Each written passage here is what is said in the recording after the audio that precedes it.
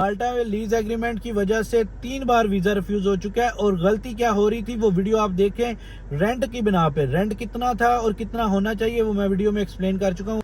अस्सलाम वालेकुम, कैसे हैं आप सब? खैर खैरियत से होंगे। आज एक और नई इंफॉर्मेटिव वीडियो के साथ हाजिर हूँ। इस वीडियो में आज हम डिस्कस करने जा रहे हैं माल्टा के रिलेटेड एक ऐसे एप्लीकेंट की स्टोरी, इंफॉर्मेशन, एक्सपीरियंस आपके साथ शेयर करने जा रहा हूँ जिसका वीज़ा तकरीबन 3 बार रिफ्यूज़ हो चुका है। वीज़ा वर्क परमिट में वीज़ा रिफ्यूज़ हो चुका है और तीनों बार पैसे भी ज़ाया हो गए, टाइम भी ज़ाया हो गया। किन गलतियों की वजह से, ये सारी चीज़ें आपको अगर आपको समझनी है तो वीडियो को लाजमी आपको एंड तक देखना पड़ेगा और वीडियो को शेयर भी कर दें, चैनल को सब्सक्राइब कर दें अगर अभी तक आपने चैनल को सब्सक्राइब नहीं किया। तो वीडियो को शुरू करने से पहले अगर किसी भाई ने फाइल प्रिपेयर करवानी हो माल्टा के रिलेटेड, हर तरह के एक्सपर्ट हम बैठे हैं। लैटविया की भी अपॉइंटमेंट अवेलेबल है। बहुत सारे भाई पूछते हैं डी वीज़ा की, तो वो भी अवेलेबल है। अगर आपको चाहिए तो मिल जाएगी। Let's start the videos.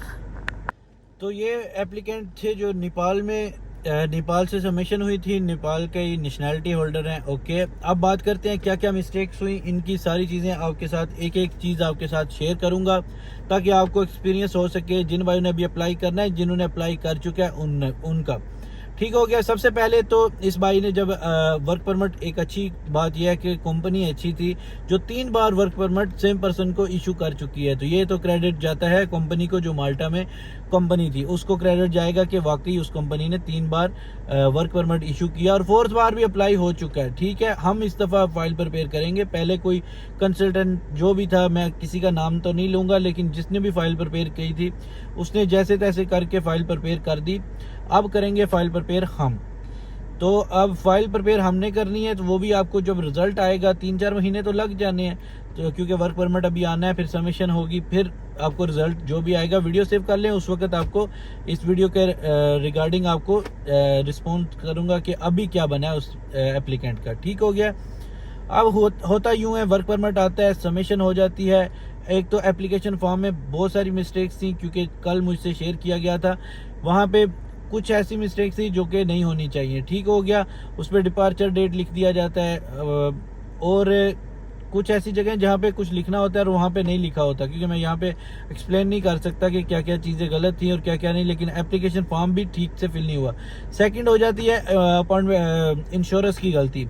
Insurance चाहिए होती है 182 डेज और जो कंसल्टेंट है वो लगा देता है 92 डेज आई थिंक और 91 डेज। ठीक हो गया, क्योंकि वो पुरानी चेकलिस्ट को लेके चल रहे होते हैं। अगर आप अपडेट नहीं होंगे तो आपका भी वीज़ा रिजेक्ट हो जाएगा, क्योंकि इसमें कोई बड़ी बात नहीं है। अगर आपने डॉक्यूमेंट्स आपने स्ट्रांग नहीं लगाए, एटलीस्ट जो फुलफिल चेकलिस्ट है ना उसको आप फॉलो कर दें, तो बाकी तो नसीब की बात होती है। लेकिन एक चीज़ आप गलत लगा रहे हैं, एक चीज़ की रिकमेंडेशन 180 डेज है और आप 92 डेज लगाएंगे तो डेफिनेटली आपका वीज़ा रिजेक्ट हो जाएगा। 2 चीज़ें होगी।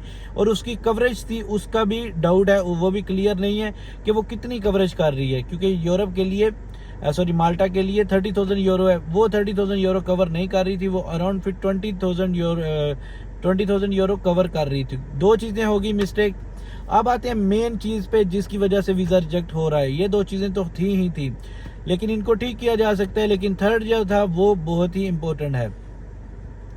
अब यहाँ पे होता कुछ यूँ है कि इस एप्लीकेंट ने लीज एग्रीमेंट ले लिया, क्योंकि कंपनी अकोमोडेशन प्रोवाइड नहीं कर रही। ठीक है, अब लीज एग्रीमेंट जिसने दिया है उसने भी, जिसने लिया है उसने भी।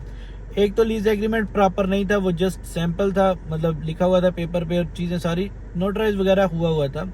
एक हम देते हैं जो वो उसमें हर चीज़ मेंशन होती है, आईडी कार्ड सब कुछ जो भी होता है, और इसके बाद एक्सपर्टीज यूनिट का भी एक प्रॉपर पेपर लगा होता है और एक फील आती है कि आपके पास कॉन्ट्रैक्ट है, लीज एग्रीमेंट है।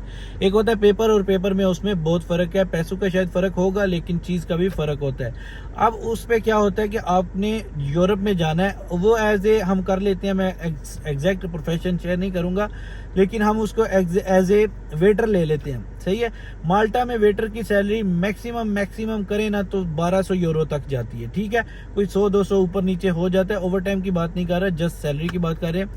अब इसमें से टैक्स भी जाना है। ठीक हो गया, क्लियर हो गया। अब आपने वहाँ रहना है। अगर कंपनी आपको अकोमोडेशन नहीं दे रही तो आपने डेफिनेटली वहाँ रहना है, खाना भी है और पीना भी है और भी अखराजात होते हैं। सही है। अब इस एप्लीकेंट का लीज एग्रीमेंट पे लिखा था कि 600 यूरो पर मंथ पे करेंगे। 600 यूरो कैसे पे कर सकते हैं आप बताएं मुझे?